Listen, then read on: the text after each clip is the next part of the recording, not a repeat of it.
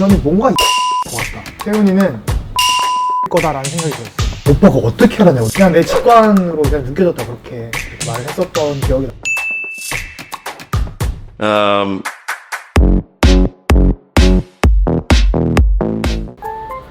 촬영장 비하인드를 좀 풀어달라는, 그러니까 방송에 안 나온 거 좀 썰 풀어달라 이게 제일 많았어요. 사실 말씀드릴 수 있는 게 많이 없어요. 근데 한 명 한 명 다 집어서 제가 말씀을 드릴게요.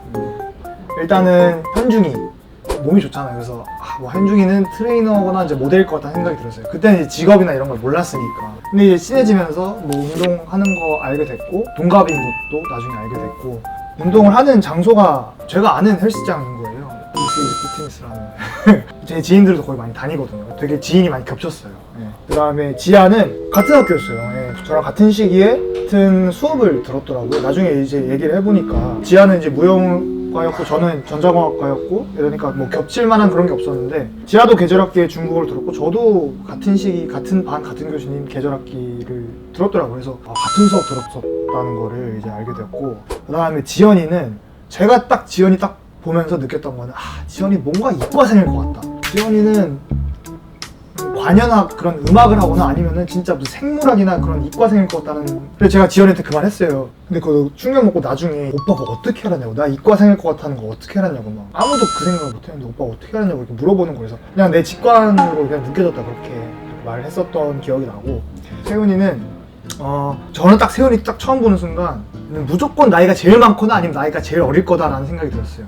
근데 나중에 알고 보니까 남자 출연자 중에 제일 어렸었죠. 저보다 항상 어렸었는데, 근데 또 이런저런 얘기하다가 춘식당이라고 제가 정말 좋아하는 식당이 있는데 거기 대표님이랑도 잘 알더라고요. 그래서 되게 신기했었고요. 그리고 나중에 세훈이네 꼭 가겠다 해서 솔로지업 방송 나가기 전에 몰아서 엄청 많이 10번 넘게 갔을 거예요, 진짜로. 연어가 숙성 연어 사시미였나? 그거랑 스테이크랑 진짜 다 맛있어요. 민지는 세훈이한테 이제 오자마자 직진하는 게 너무 보였기 때문에 옆에서 잘 조언을 들어줬죠. 그래서 민지 부태 보고 너무 멋있었던 것 같아요. 그 다음에 시훈이 형이 진짜 친형처럼 조언을 해줬어요.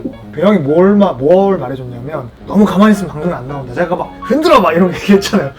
그리고 솔로지업 2에 나오실 분들에게 하고 싶은 말, 여러분들이 정말 그 스크린 타임 정말 방송에 많이 나오고 싶다면 열심히 해야 됩니다. 이것저것 흔들어 놔야 돼.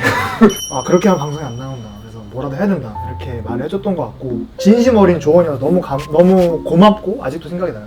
진태기 형은 첫 등장부터 너무 인상 깊었고, 이제 같이 탈의실 쓰잖아요. 근데 몸도 좋아. 이 사람은 뭐지? 어떻게 이런 것들이 옷 입는 게 신기한 거 멋있는데 또 잘 어울려. 그래서 제가 개인적으로 옷 너무 잘 입어가지고 막 물어보고, 향수도 못 쓰는지 진짜 꼬치꼬치 많이 깨물었던 것 같아요. 근데 친절하게 너무 다 잘해줬고, 그리고 현승이 형. 형이 유일하게 책을 가져온 출연자였어요. 책을 읽고 있더라고요. 그래서 그 형이 다 읽고 나 읽어도 되냐 했더니 흔쾌히 또 줘가지고 그것도 저도 같이 읽었고, 그리고 얘도 심장을 찌르는 말이었는데 그때 당시에 예원이 내가 천국도 데려갔대요 이러는 거예요. 이런 것도 이렇게 말해요. 화장실 때문에 예원이 화장실이라도 좋은 데 데려가고 싶어서. 저건 뭔 핑계지? 왜냐면 현승이 그때 참호전투 1위를 했기 때문에 형이 고르면 무조건 같이 가는 거예요. 그래서 안 된다고 그랬죠, 제가.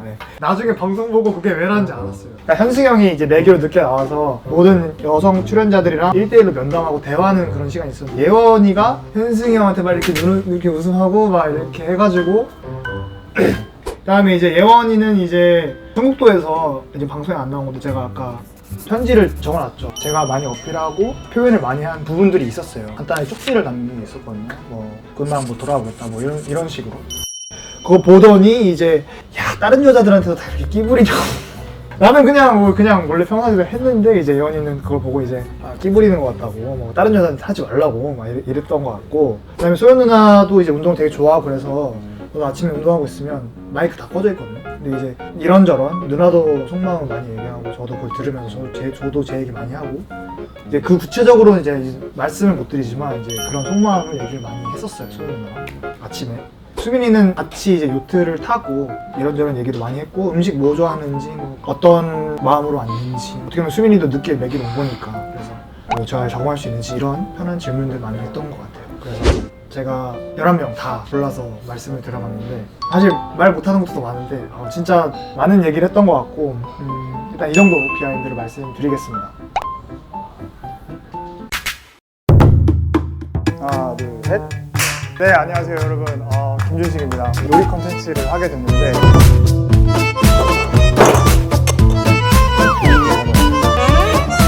우리 이거 좀 물을 끓인 다음에 넣지 않아?